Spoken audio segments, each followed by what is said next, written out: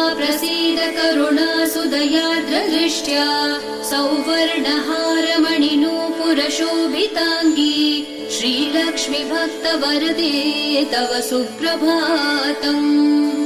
नित्यं पठामि जननी तव नाम स्तोत्रम्, नित्यं करोमि तव नाम जपं विशुद्धे, नित्यं शृणोमि भजनं तव लोकमाते श्रीलक्ष्मी भक्तवरदे तव सुप्रभातम्।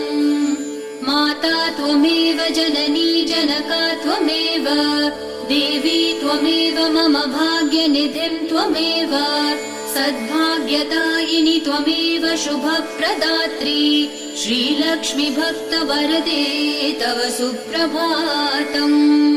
वैकुण्ठधामनिलये कलिकल्मषघ्ने नाकाधिनाथ विनुते अभयप्रदाते